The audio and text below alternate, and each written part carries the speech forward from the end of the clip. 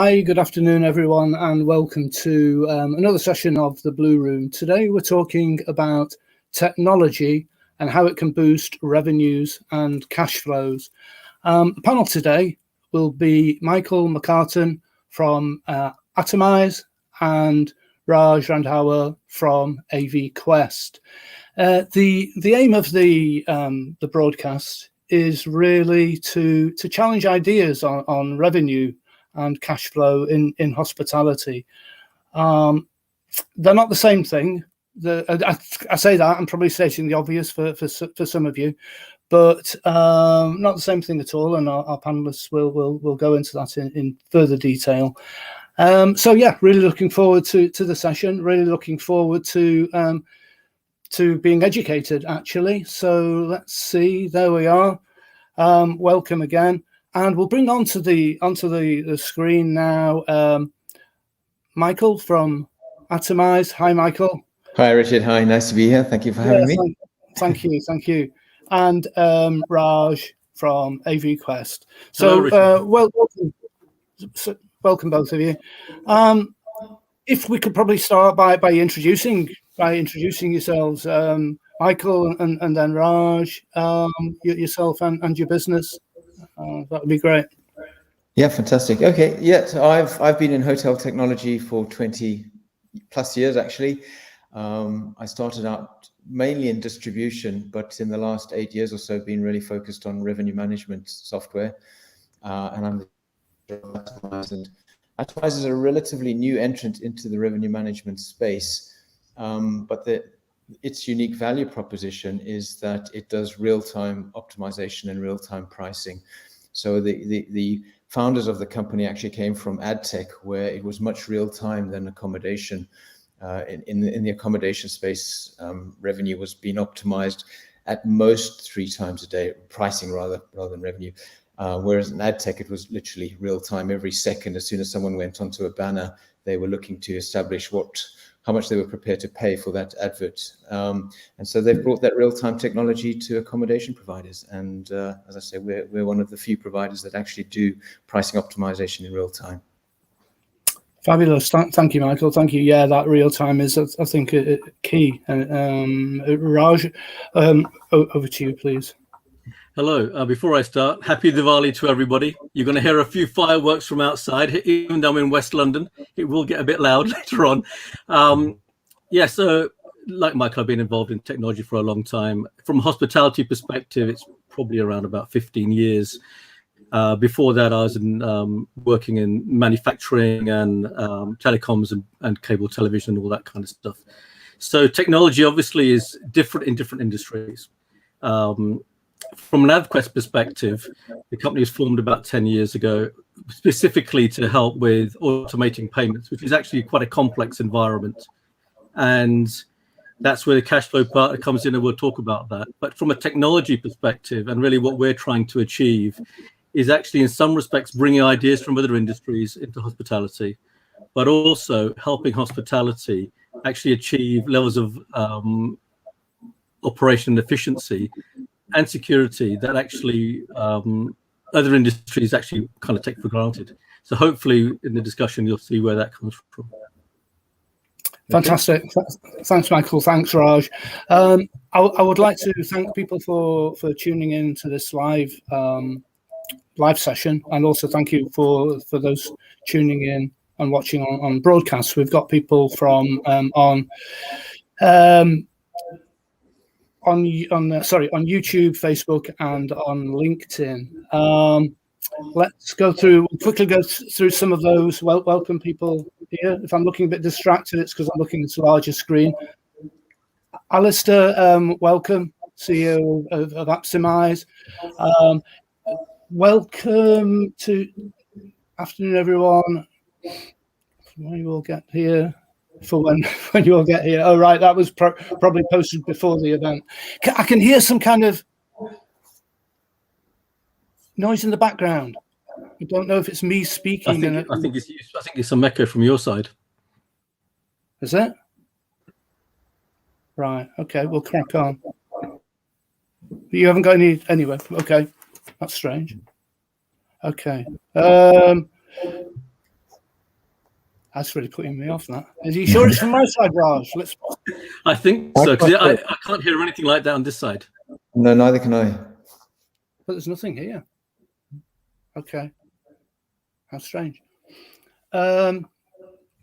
Okay, sorry, viewers. Right, Jamie from sunny Mississippi coming here. So that Hello, is Jamie. Murphy's Corporate Housing. People who are making the comments, by the way, please add your company name. Hi, Tim. Welcome. This should be great. Western New York is ready. That's good to hear. There's Tim and Jamie speaking to each other there. We have Dick Grunberg. Hello, all. Dick, add your company name, please. And Tonya. Wonderful to see everyone. Let's connect.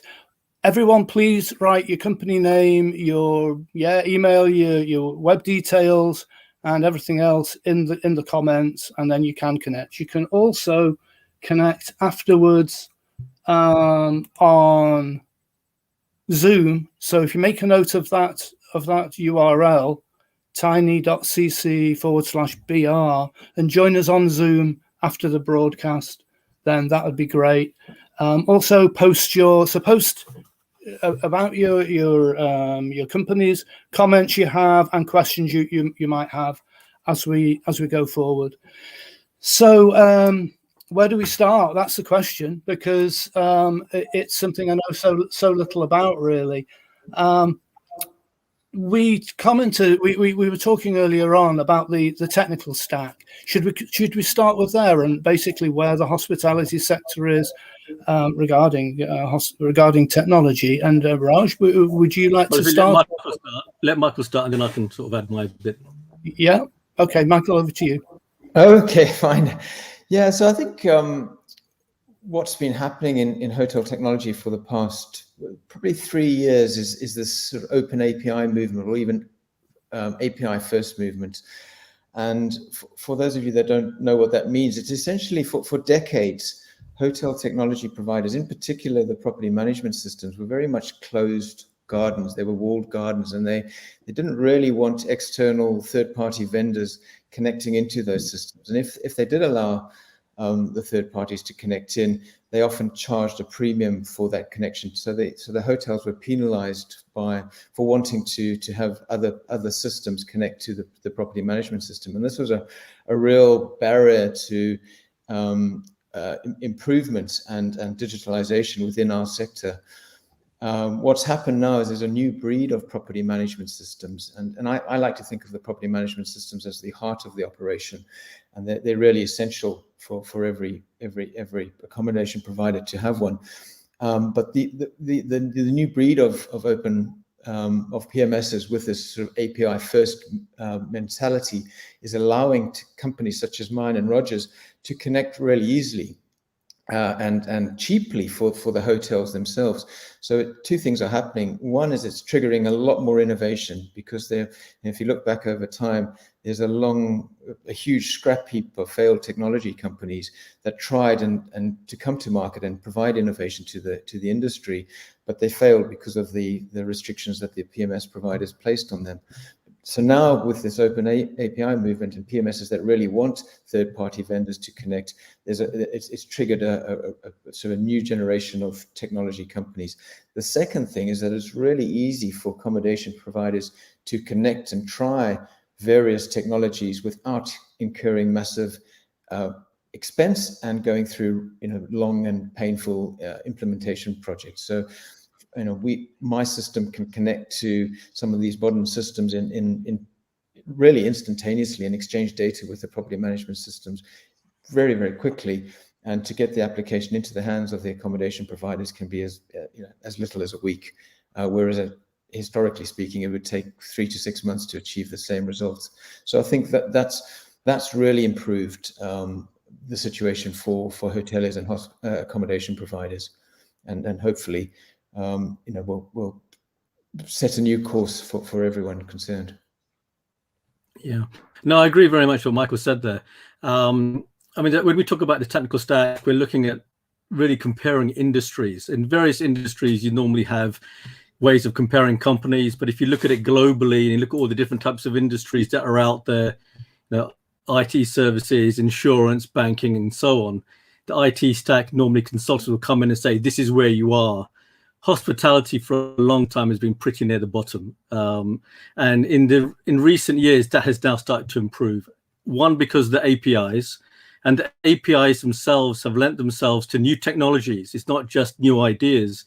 The actual underlying technologies have come into play. That means that you can start thinking of operating 24/7, even when you've got no staff around.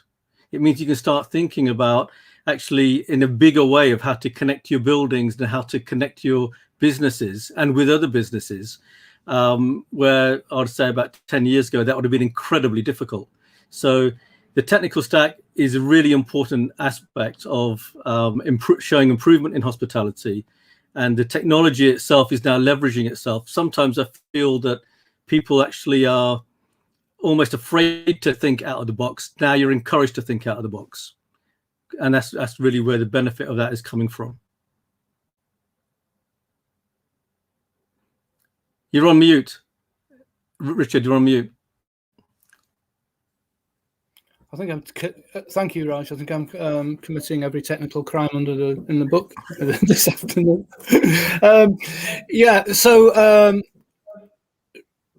That's interesting.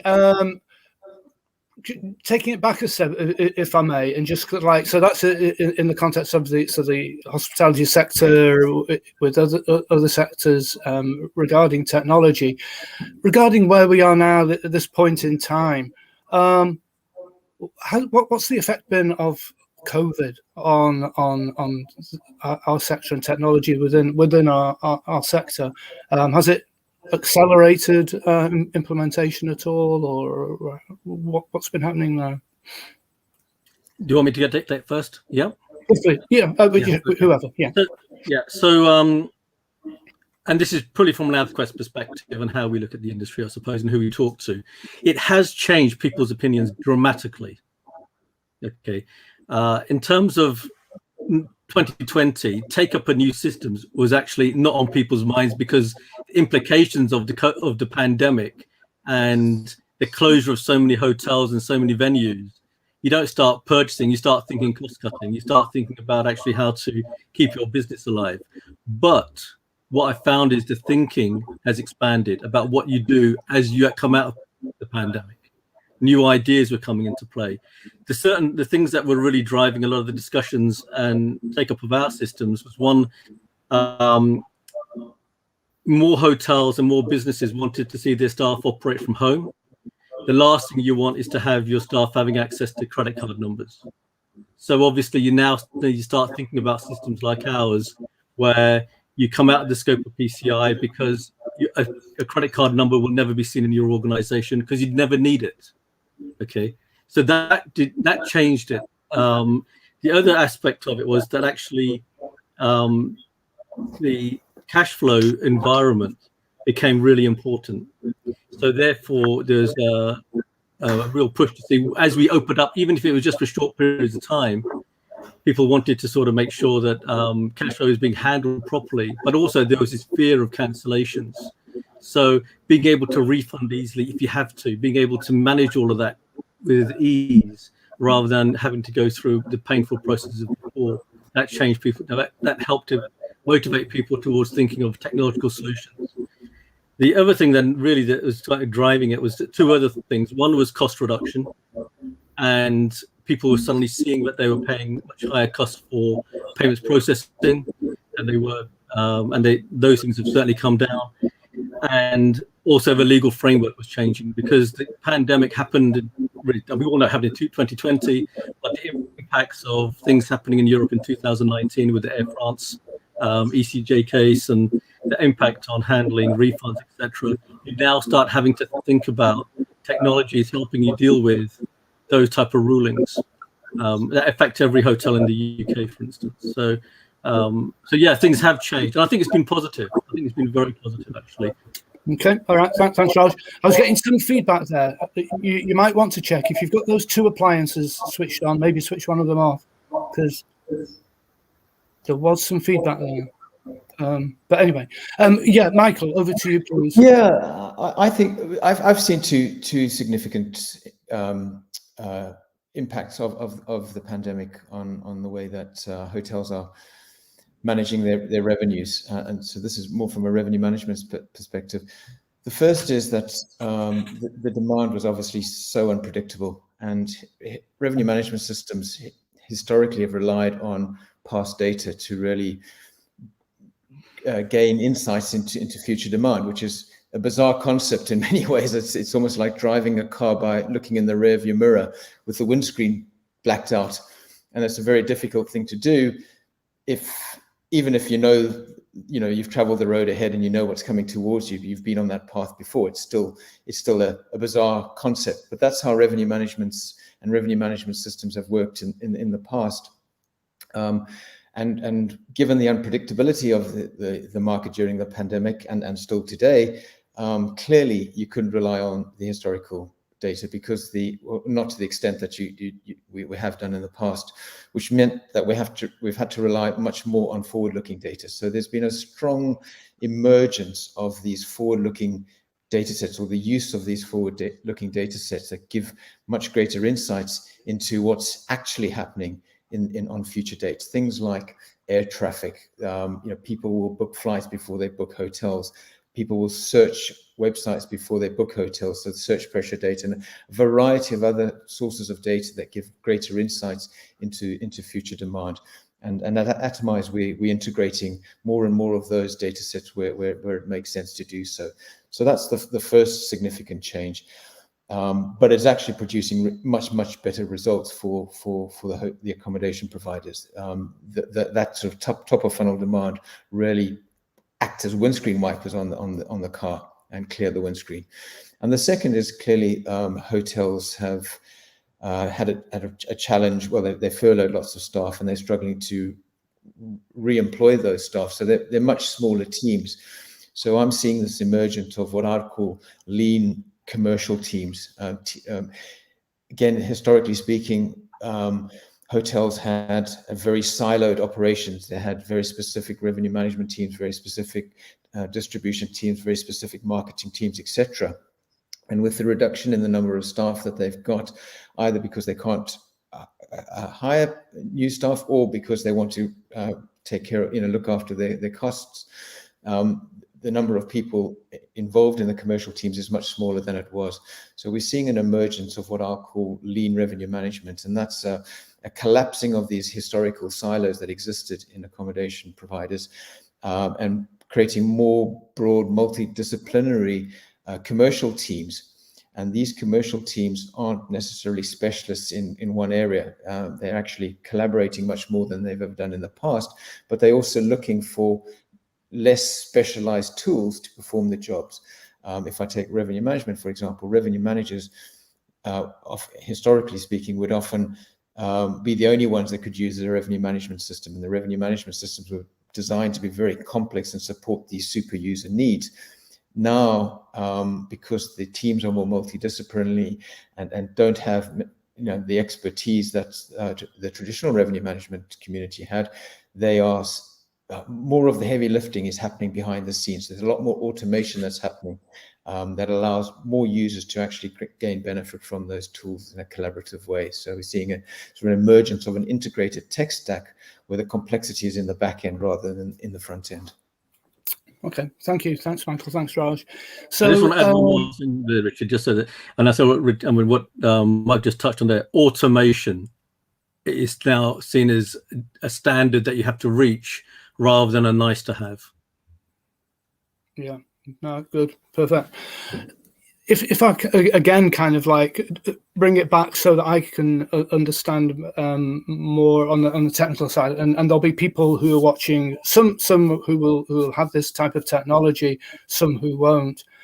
So from a service department operator point of view, what considerations should be made when they're considering implementing your respective technologies? And by the way, correct me if I'm wrong, please, Michael and Raj, but I'm looking at it as revenue Michael, and cash flow, Raj, you can have, in order to you can have revenue without cash flow, but if you don't have the cash flow, then you might arguably start getting into difficulties. So the two can work together then. So if I'm the service accommodation provider, I'm looking to invest in technology, what would determine whether your technologies would be good for me? Is that a question that you can answer without so easily? And Michael, maybe could I turn to you? Yeah. So I think the first thing that I would look at is the PMS, the property management system. That's, as I said, is sort of the heart of the operation. It doesn't have any intelligence in its own right. It keeps the operation going but it's essential. You can't operate, or it would be very difficult to operate any sort of operation without one. But when looking at your property management system, you should be looking at a cloud-based solution that has open APIs, that has a marketplace of lots of relevant service providers through a la carte selection of various solutions that you can easily deploy. And if you're not happy with them, you can disconnect and try something else. I think that's a big departure from what would have happened historically. Either the property management system says, I can do all of it, and I can do all of it sort of mediocrely, if that's the word, or I can just do the core and leave all of the other requirements from a technology perspective to specialists. So I think challenge your property management system provider to open up their solution if they haven't done already, and allow you to try and test various solutions without huge capital investment and huge sort of time sucks on in terms of project deployment. So that's the first thing. I think the other thing that you need to look at, which goes back to my second query answer about how things have changed, is you want the solutions to, as Raj said, be automated, do a lot of the manual and repetitive tasks for you, so that you've got fewer people working in your operation now. You want to make those people as efficient and effective as possible. So what you don't want them to be doing is be doing mundane, repetitive, and sort of brainless tasks, really. That stuff can really be automated now. So the solutions that you select should do a lot of that heavy lifting and allow the people that are working for you to become much more strategic and provide much greater value to your organization in identifying the revenue opportunities and how you go after those revenue opportunities in a collaborative way. Yeah, it's good. I'm going to take it slightly differently. The first, what I would say is, then this is really, and this is specifically for service department operators, but it actually applies to anybody who's involved in accommodation. The first thing that I would say when you look at a payment solution, and I'm talking about a payment system solution, not just a PDQ, which is just a bit of tech. I'm talking about a proper solution for your business. I would say the most important question to ask first is, how quickly does the money go into your bank account? I think if you start looking at technology first and you start looking at some of the other processes that can come into play, you can actually end up in quite a poor place. So the first thing is to understand, really, the purpose of technologies like ours is to get money to you quickly. The standard in the UK, and certainly this applies to all of our customers, is what is called T+1.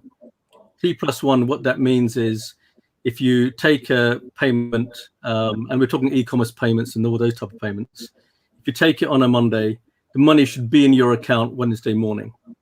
And that applies even to hotel operators who don't even have brilliant credit histories. That is really seen as the standard. So it's really important that the payment solution is acting like a pump for cash flow straight into your bank account as quickly as possible.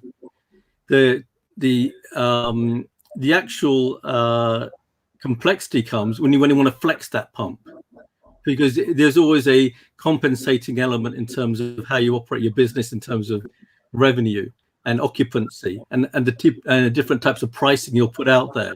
But ultimately, the first thing to ask is, how quickly does money go into my bank account? And if it's not going in T+1, then I would say someone's holding on to it or slowing it down on purpose. And they shouldn't be doing that. Okay, that's the first thing. The next thing I would say you should consider, again, not a technical thing at all, but certainly it's important now because the legal frameworks are changing. Does your payment solution understand some of the latest HMRC rulings, some of the latest rulings coming out of the ECJ in Europe?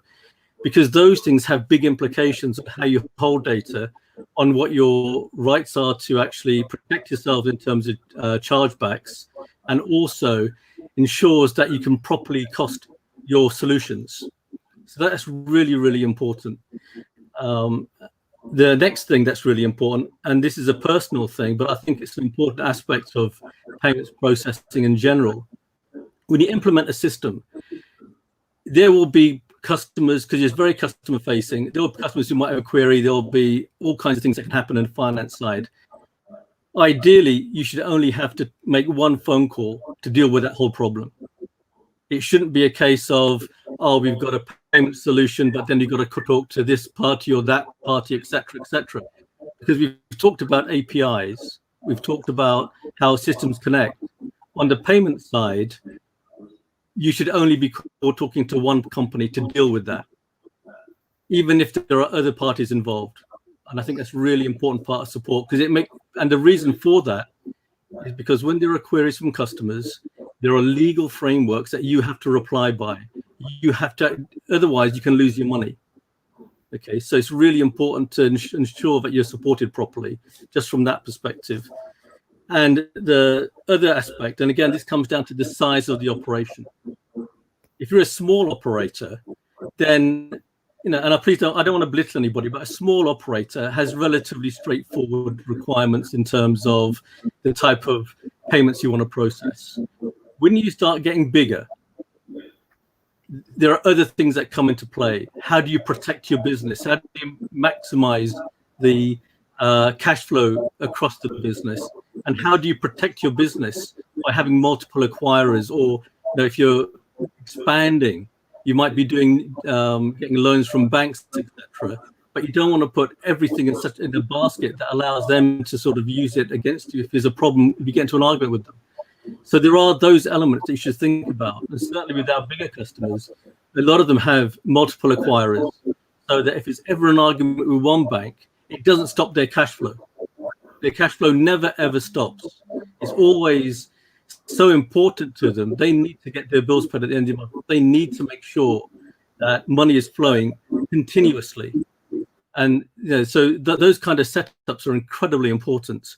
And I suppose, as just as a business perspective, it's good to have a strategy of how you want to operate, and don't be afraid to talk to the payment solution provider about that strategy. If you're going to start centralizing, if you're going to have a centralized financial function, if you want to be able to have group level reporting as opposed to local reporting, which you probably need as well, it's important to have that in play, because you might find that actually some of the cost benefits also come from actually implementing ideas to do with group functionality, especially if you're international. How money flows internationally is very important. How the currency conversions can work in your favor is very important. So I think your strategy, you shouldn't be afraid to talk to the solution provider about that. And I am talking a proper solution, not just sending out an email with a link on, which is actually not a very good way of collecting money anyway. Okay. Richard, just on that, I think Raj sort of spoke about different sizes of providers and sort of different levels of complexity, and I think the same, for whatever tech. I think you need to consider what it is each operation is looking for and what skills are available in the operation. Technology is no doubt a leveler and allows smaller operators to compete with bigger ones. But they think, but I think what needs to happen is that you need to choose solutions based on resources and the level of skills that you've got in an operation. Because I've seen many cases where someone's chosen a piece of technology, but only uses about 20%, 30% of it because they don't have the relevant skills in-house to actually get the most from it. So don't just be, blinded by all of the bells and whistles. I think you really need to understand what you're trying to achieve. And if you are a sort of a leaner, smaller, slimlined organization, then you need a lot more automation in the back end to achieve the same results and rely less on sort of human inputs to deliver the results. Thanks, Michael. Thank you. And thanks, Raj, for that. In fact, I figured out where the feedback comes from. When we're not speaking, if we mute ourselves, then I think that's where what happens. So that's the thing. It wasn't feedback at your end, Raj. Forgive me. I will run through some of the comments that the audience have made. Any questions, if there are there. I'll then run the sponsorship video, and then we'll come back to discuss further if that's okay. So Tonya, again, welcome. Wonderful to see everyone. Let's connect. So that is Tonya from Interim Homes. I think we've got her details later on. Greg Marshall from Seamless. Welcome, Greg. Dick Grunberg from National Corporate Housing. Welcome. Nikki from N&J Property Services. Let us know, Nikki, where you're based, please. What country, what town you're in. Alison Cowan from Vertical Bookings in the States. Welcome, Alison. David, long time no speak. David Layton of Honest Relocation, based in Southampton. Tonya, there you are. Interim Homes, telephone number and email address there. By the way, whilst everybody is here, please do join us on Zoom after the broadcast, and we can meet each other in a more personal environment. Yoko Garg. Hello, I'm Yoko from Parker Jones. We're a serviced accommodation provider in Peterborough. Thanks, Yoko, for joining us. William, again, long time no speak. Welcome. Somewhere in Scotland. I've forgotten where, William. Up by Aberdeen, I think. Gotel Serviced Apartments. Then, Alistair, having spent 20 years in tech integration, used to be hard and expensive. Now we all focus on API first. Yeah, I guess that's a fair comment. Milton from Executive Suites by Roseman. Thanks for joining us, Milton. It was, it's nearer to the morning where you are, isn't it? So thank you. Winnipeg Camera, hello to Saba Gang. Yeah, join us afterwards, Milton. It's going to be like Saba, hopefully, at Zoom. Alice Ramausa from Atomize. We give businesses the opportunity to understand data by location. Cam Finson from Nest Host Limited, Corporate Housing, Winnipeg, Manitoba. Hello, thanks Cam for coming along, and your messages on LinkedIn were appreciated. Richard Nash, hi everyone, Richard Nash from Eleven Payment Provider. So again, welcome Richard. We had Eleven used to join us when we ran the live Sabre event, so we know Eleven well. And we also know Angela well. Angela from CHF Amsterdam, Corporate Housing Factory in Amsterdam. Thanks for joining us, Angela, and thanks for all your support. Veronica from Sheffield. Hi, everyone. Good evening. Veronica from Excel City Apartments in Sheffield, South Yorkshire. Looking forward to the discussion on tech. And Alistair, we posted this one earlier, didn't we? I think what Michael is discussing is not just relevant to the hotel sector. Seeing this in several areas right now. 2020, adoption of systems slowed down, but now data is driving decisions.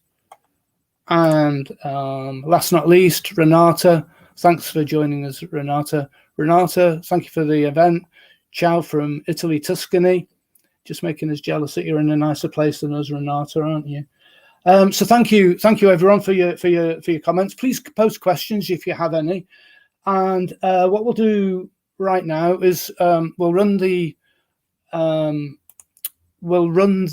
sponsor video. I'd like to officially thank everybody, all sponsors of the Blue Room and Saba Networking, for your invaluable support. Without that support, we simply wouldn't be running. So thank you very much indeed. And the contact, please make notes of the contact details in the video that you are about to see. I just need to find it. Here we are.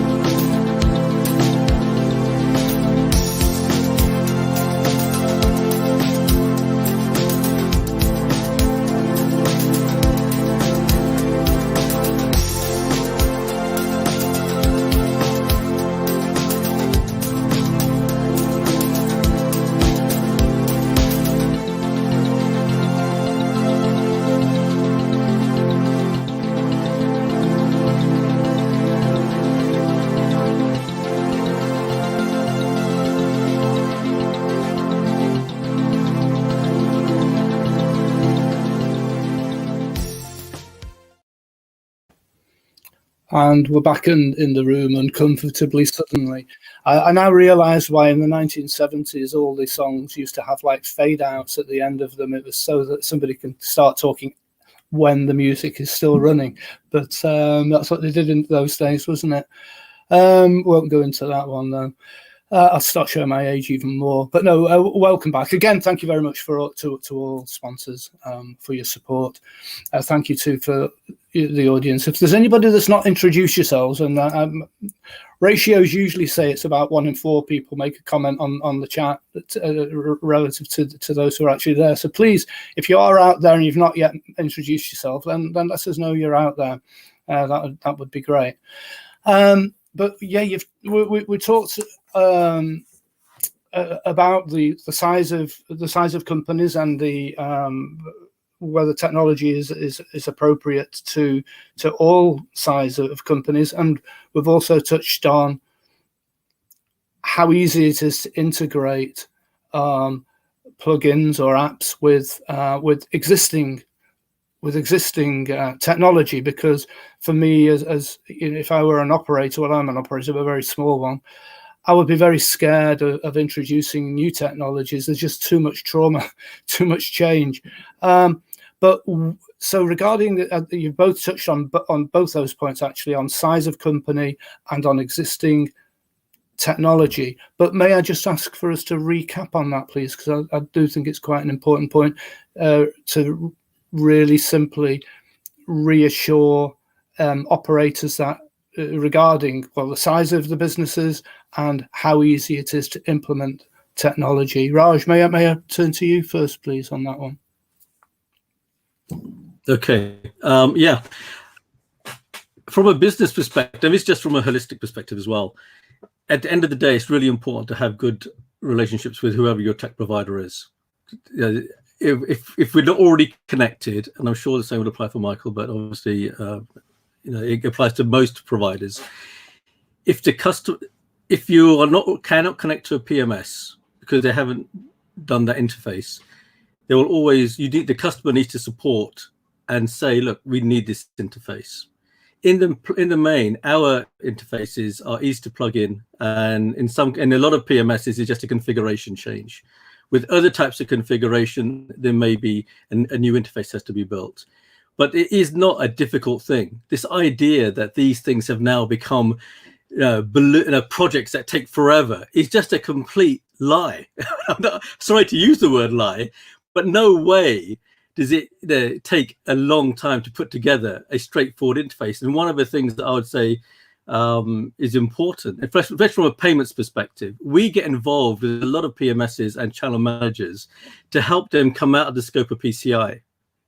And that development is minimal, because if it was complex, it's a nightmare to manage. The whole thing is designed so that it's automation first. Everything has to be run literally 24/7 without any hassle.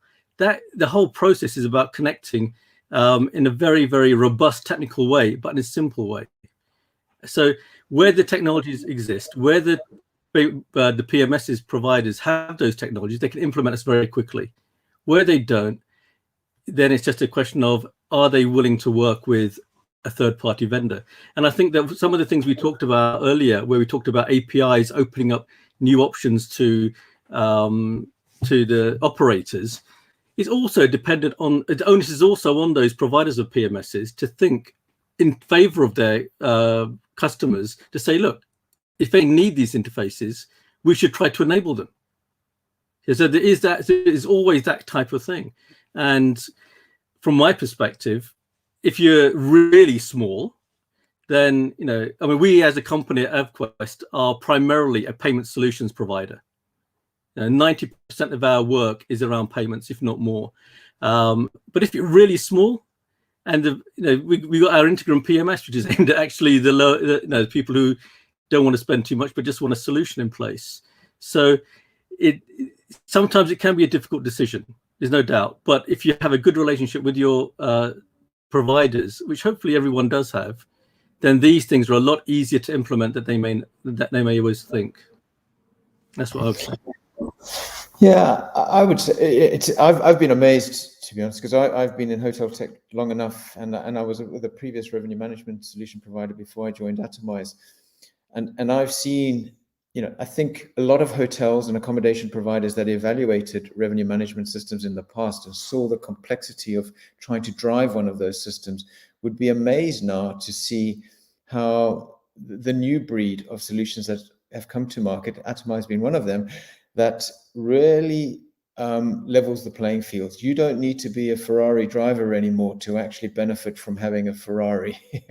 In my opinion, the complexity and the problems that we're solving in the back end and through automation and through using the correct data actually means that revenue management solutions and pricing solutions are now available to anyone, regardless of the size of the operation and regardless of the skills that operation has. And then when you couple that with the modern PMSs that don't charge for integrations, that allow you to integrate almost through a push of a button, the risk to the operator is really low. And most providers such as ourselves will allow month-to-month payments and so much more flexibility around the contracts and things like that. So yes, I think the opportunity now for all operators is it can sort of try and use something with minimal risk and without sort of being burdened with the solution that you select at the beginning for years and years into the future, which is typically what happened in the past. So you remove the complexity of the integration, you remove the arduous contractual terms, and it sort of makes and sort of couple that with the really modern automated solutions, and it does actually provide a much more level playing field for all providers. All operators. Fabulous, thank you. So if I picture it, and I'll kind of like simplify it for my own benefit, really. We've got a PMS, so property management system, and channel manager, and then revenue management system and payment processing with analytics attached to those systems. So we've got all of that. Are we talking about the OTA market only? Is that, just to get it clear in my own kind of mind? We're talking, no, we're not. So Raj is shaking his head. So this isn't just about online travel. This isn't just about optimizing revenue and cash flow from the OTA market then. Raj, maybe you'd like to take that first. Okay, I'll take that. Okay, no, I don't think it is. I mean, the reality is, with the OTAs are so important, and OTAs can deliver significant cash flow on a daily basis. There's no doubt about that. Okay, but that doesn't mean to say they're the only source of bookings.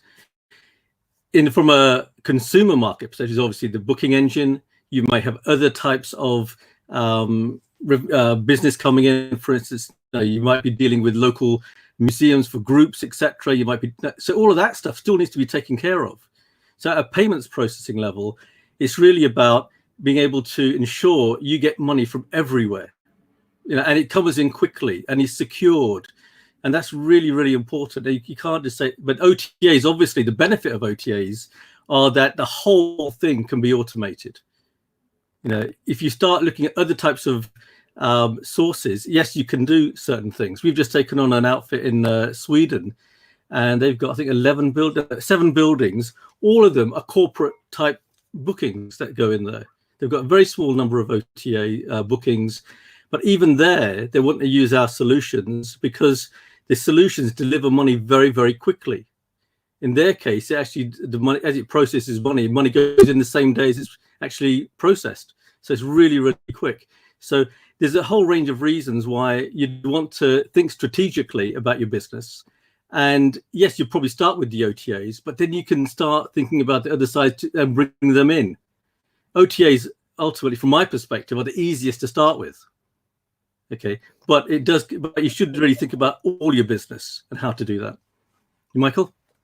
Yeah, when we're pricing for the hotel, and the distribution of that inventory to the different channels is really dependent on the hotel's mix and the type of property they are, and where they need to be seen.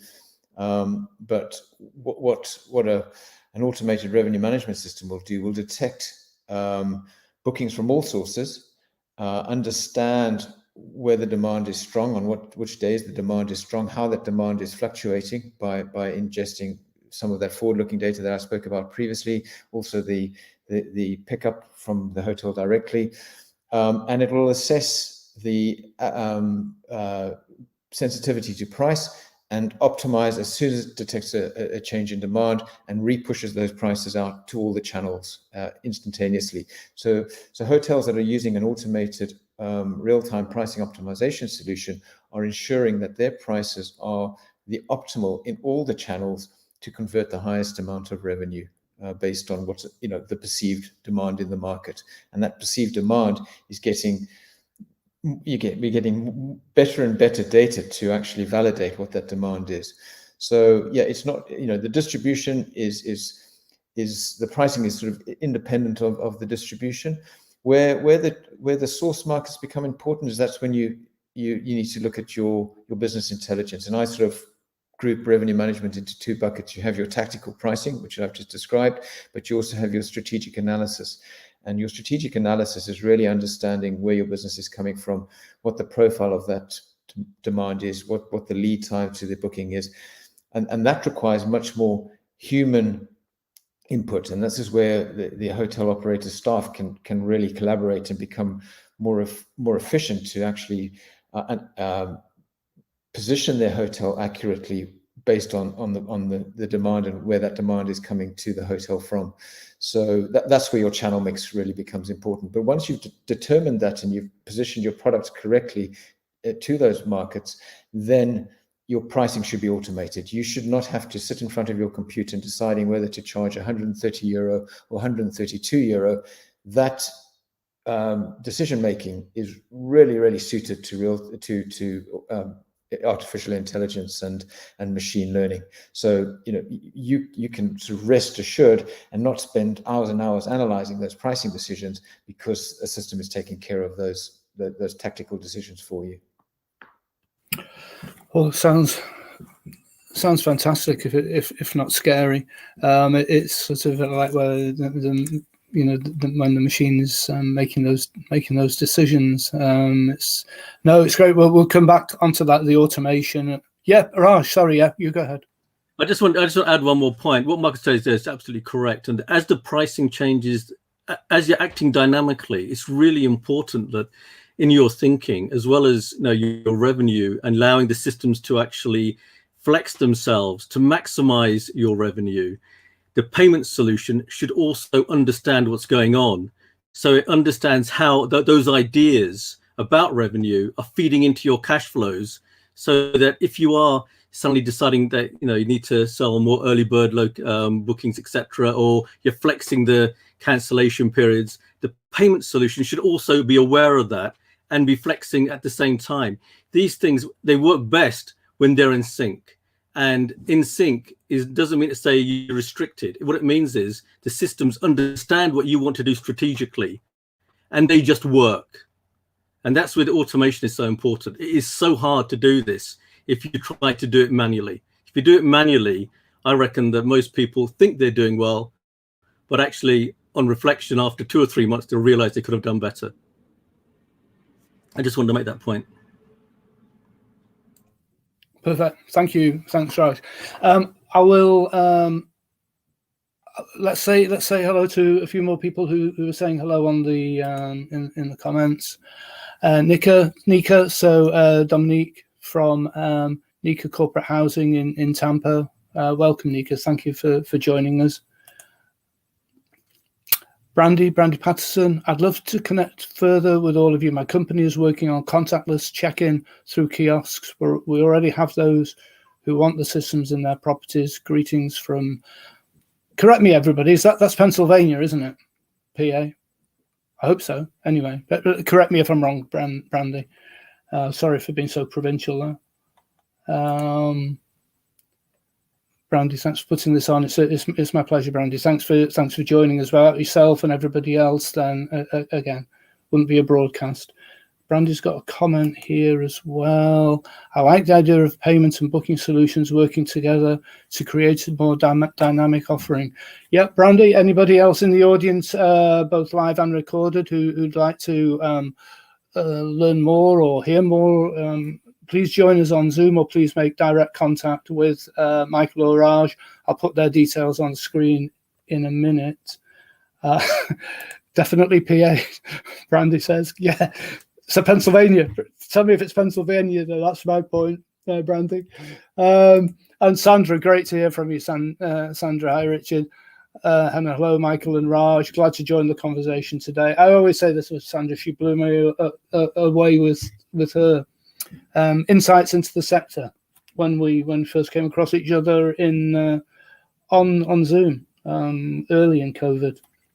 So thank you everybody for your comments. Please keep them coming. Now let me post before further ado, and please make notes of these. We've got Michael McCartan there, Atomize, and you can contact Michael at atomize.com, atomize with a Z.com, and Raj, AVQuest, and it's Raj at AVQuest Co UK. So please do contact them. Do join us on Zoom after the show. So yeah, we've talked a lot about technology, and before we move on to some other aspects, because we're at 5:2 here, so we'll probably go a tiny bit over, but it's a strange question to ask at a broadcast about technology, and I suppose it's really mainly to yourself, Raj, but please do also add, Michael, but let's take technology away. So, and we're talking cash flow, really. Can you assist with cash flow, with revenue management, or is it does it depend on the introduction of the technology? Raj, if we start with you. Yeah. When you talk about introduction of technology, let's break that down to what we mean by introduction of technology. You can have standalone technology. Yeah, you can have a standalone process that's not connected to anything, and it can work. So the answer to your question is yes, it can do. There will be a manual process that you'll have to implement to keep that technology aware of what's going on in your PMS system or other things in your business. I mean, if you think about it, you could run a business, you could run a small hotel without a PMS if you really wanted to. It's just a question of how much are you willing to do manually. I think the key element is that whatever components you bring in, even if they stand alone, that you have a strategic view that at some point you bring them together. So for instance, if your PMS system is really old and you know you're going to change it, but you want to start thinking about cash flow first, you might decide to, okay, introduce a payment solution. And then you might introduce some elements of understanding competitor rates and understanding the revenue side of things. But at least strategically think about, okay, when you change that PMS, it brings these things together.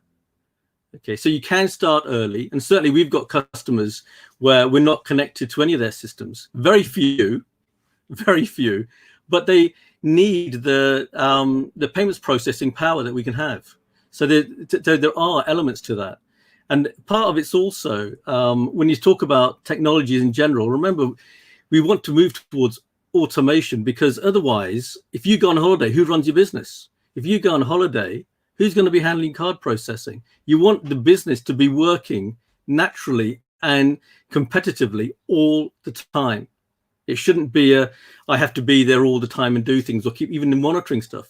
The system should be proactively really pushing the business to make sure you maximize your profits and maximize your cash flows. And cash flows are fundamental. You can't run a business properly without sensible cash flows. So that's how I would see it.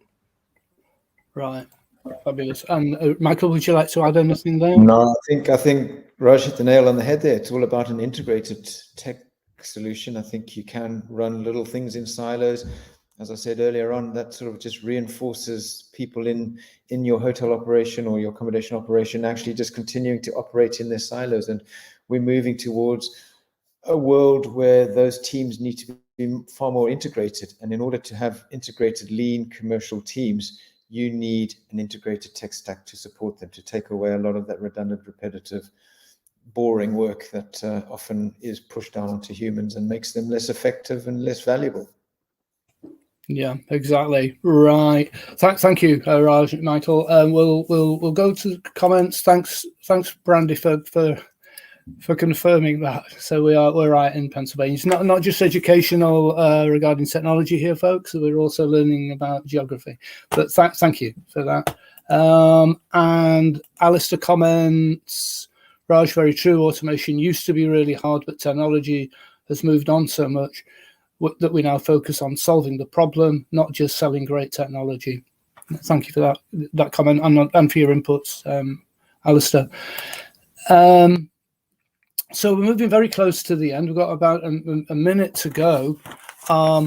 Put your hands up, please, Michael or Raj, if and when you do need to leave. I would like to just mention a few bullet points, and then we'll just free fall into whoever wants to discuss them. Really, so with cash flow and uplift, and any examples that you can give on that, fraud prevention, and whether the technology assists with fraud prevention. We've talked quite a lot about tracking in real time, so I don't think that will, that's been a very good point. But then careful automation. We're not talking here about the old days. I forgot what they called them, but the people that used to in the 1900s when they started putting their shoe, because that's where the word sabotage came from. I don't know if you know that, but sabo meaning a clog in French, and sabotage, they were throwing the clogs into the machines to stop them from working. So we're not so. But there's another word, but I'm not sure. We don't want to be Luddites. Luddites, that's the one. Thank you. Luddites. Thank you, Raj. Yeah. So, but careful automation and improving lives, really. So I don't know if. So we're talking about careful automation, fraud prevention, an example of cash flow uplift. Maybe I could throw those out, and maybe do we start with yourself, Raj, or Michael? If I leave it between yourselves to decide. I'll take up the cash flow and the fraud prevention, because automation, both companies are involved with it, and we know exactly, and we've got our own views on that. Fraud prevention is so important. I don't think people realize how important fraud prevention is until you actually get stung. And the way fraud prevention really works now is just so so advanced compared to 10 years ago. It's unbelievable. You can actually now very carefully predict whether a person may request a chargeback. So before they've even arrived, there's lots of information out there to give you a view. And we certainly do that with our customers. I mean, in the UK, we are very lucky. The payment systems here are very, very advanced. And, you know, we prevent a lot of fraud simply by doing things like credit checks, etc., etc. There's lots of analysis going on behind the scenes, but that analysis, you cannot do it manually. That's a good example of where you just have to believe in the automation of the systems, and you just have to have faith in them. And that element of faith is really important, because if a name comes up of somebody who you know, all right, that doesn't mean to say, oh, I know them, so therefore we just ignore that piece of information. Your processes should be consistent. And that's another aspect of actually operationally how you actually should be operating. So when we actually implement fraud prevention systems, we always encourage those people who do find the names appearing on this, those guests should go through a more thorough check-in.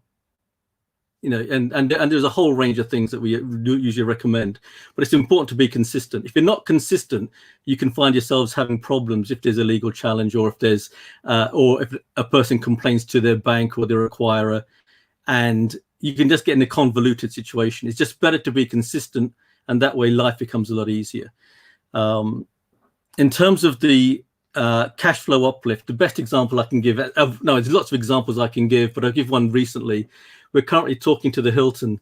It's actually a management group who manage a number of Hilton hotels, and they're looking at the systems. And it's not just that the payment solution. We like lots of other systems, provide lots of other things, and as a result of the payments. But they asked us to do a comparison just to see what the uplift would be, and we agreed a hotel, and it was a service department operator. So this particular management group actually has a number of service department buildings as well. And we showed that in September 2021, so it's just last September, the systems generated a 12.5% uplift in cash flow.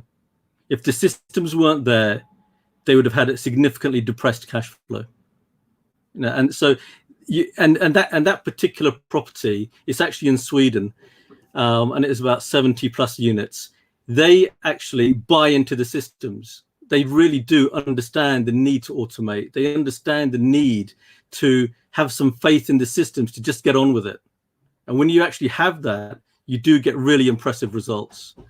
And I think that part of automation is really, really important. I mean, Michael can talk about Atomize, but I assure you, just from my own personal perspective and what I've seen, you want to boost your revenues, you want to boost your cash flows. There comes a point of faith. You got to trust the systems to just get on with it.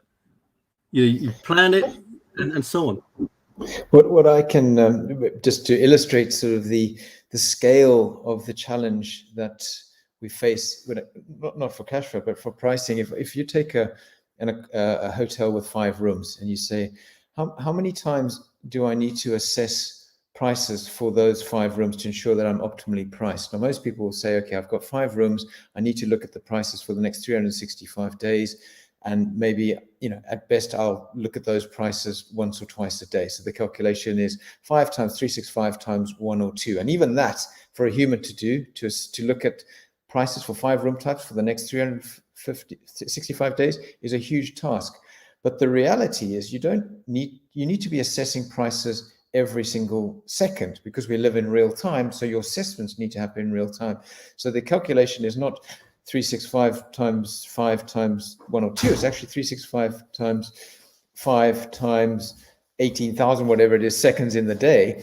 And so just in a 24-hour period, if you want to ensure that your 5 rooms are optimally priced for the next 365 days, you need to perform 157 million price assessments, which is clearly beyond any human. But that's what a machine can do. It's keeping its finger on the pulse, is looking for subtle changes in the market and adjusting the prices accordingly in response to those changes. And it's the dollar here, the dollar there, the euro here, the euro there, that make the difference. We're not looking for massive jumps in price. We're looking for subtle changes, and that ensures that you optimize at the highest rate and ultimately generate the most revenue for every single product that you're selling on every single day.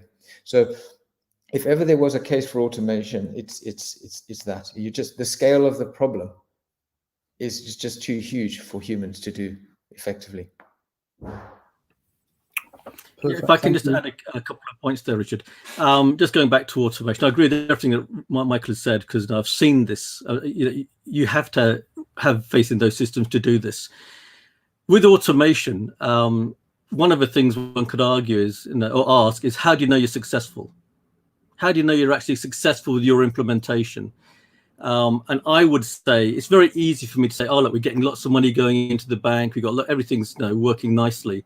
To me, the value of automation comes when whether you're big or small, all of a sudden people can take holidays and not worry about will the actual hotel suffer because they've gone on holiday.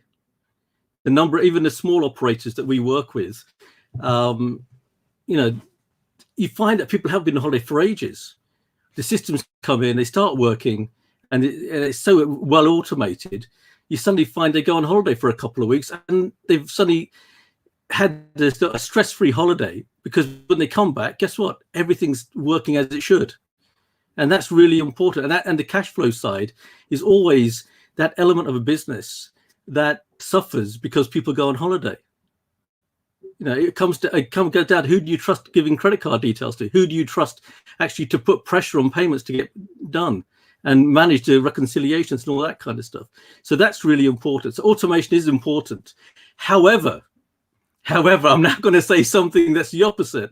There are times when I would argue at an operational level, you should be careful about some automation, because if I'll give you two examples, okay? So I get spammed like lots of people. We all get emails sent to us and all that kind of stuff.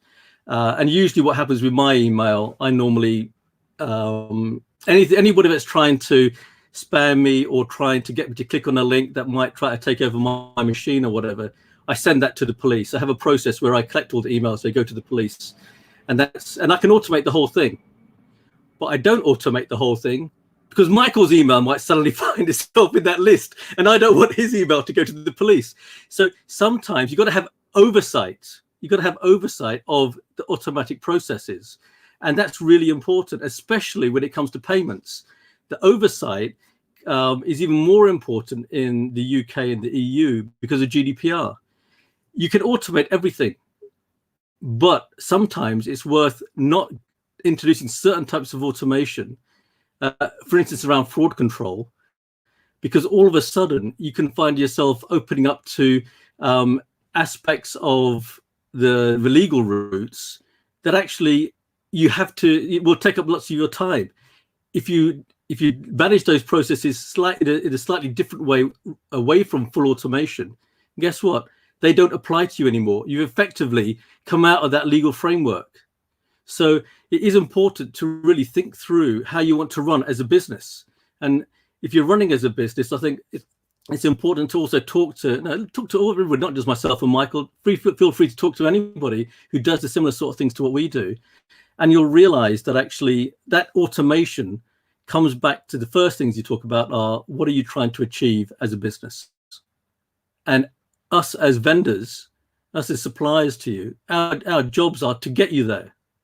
And that aspect drives the automation. It drives much of the implementation, and it drives the success of that implementation. So I just want to say that. Great, thanks, Raj. I'll now post a couple of comments, and then we'll come back to yourselves, Michael and Raj, just for a final kind of summary, really, of how you can briefly on how you can help the viewers with your technology, and then we'll close, and then we'll go onto Zoom, and anybody that would like to join us, then please do so. I would like to mention, first of all, so Alistair, great point, Raj, just because you can automate does not mean you always should. And I think there's general agreement there. Now, Sandra, and you're going to have to help me, Sandra, if you're still there and can say what that was, the SLAs. So Sandra saying, in addition to reducing the inefficiencies and redundancies, good tech also contributes to compliance. For account SLAs, does anybody know what an SLA? Service level agreements. There's service level agreements, and she's right. She's right. And service Just level a minute, agreements. please, I've not finished this. Right.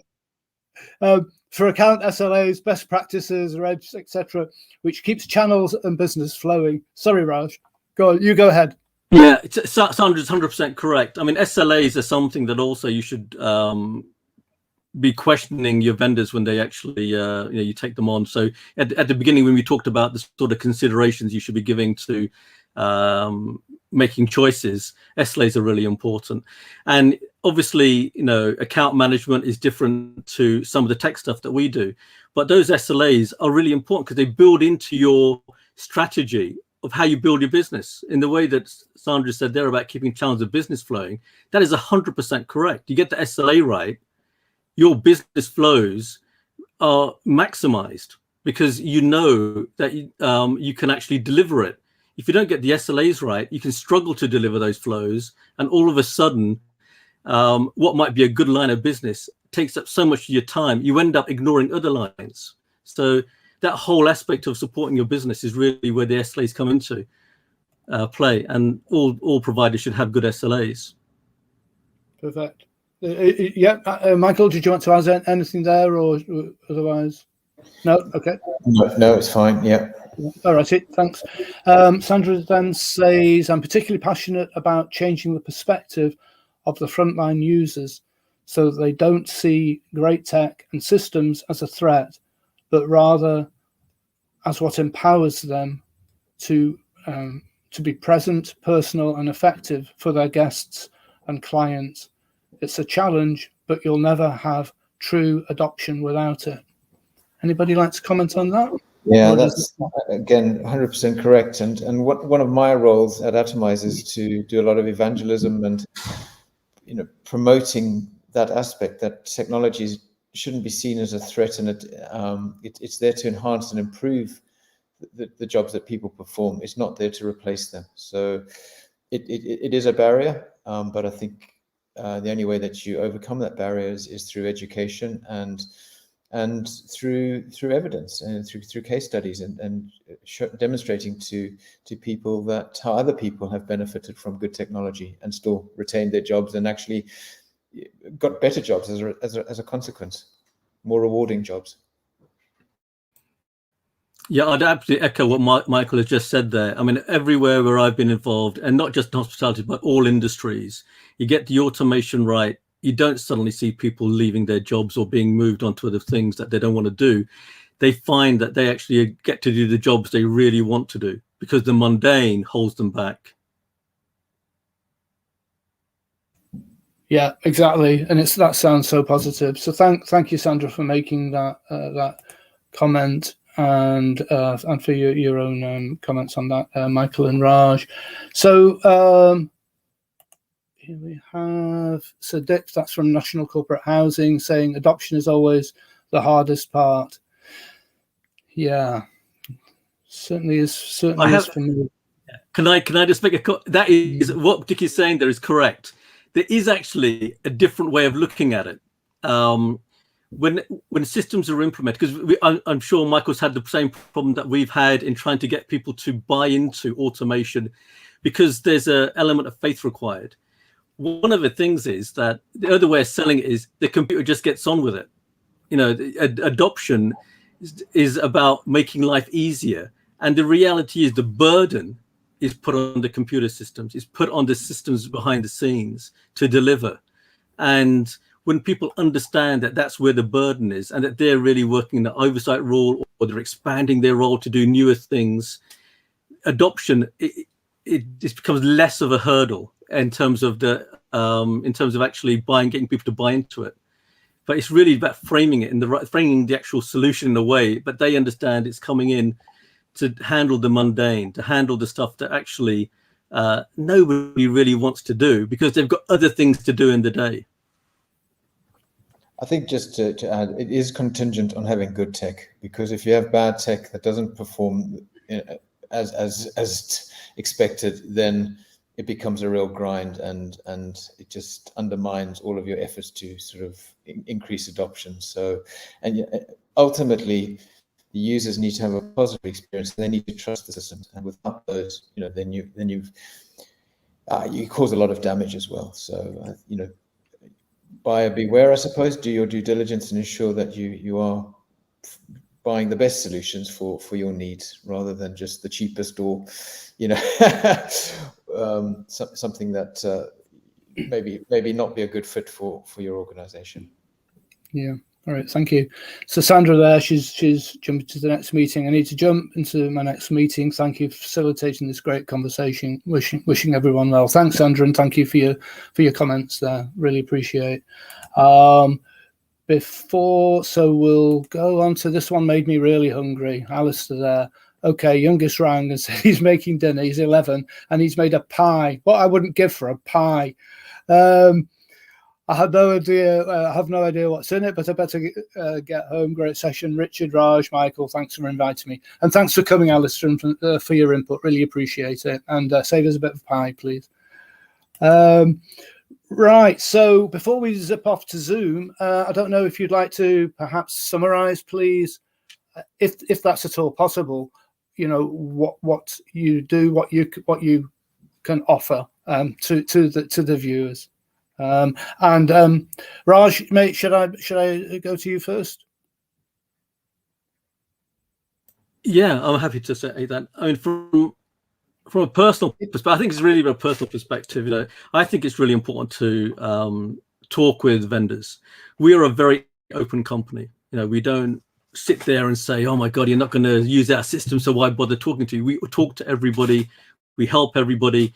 And it's only by discussing those things that you actually get a better idea of how you can improve things in your own business.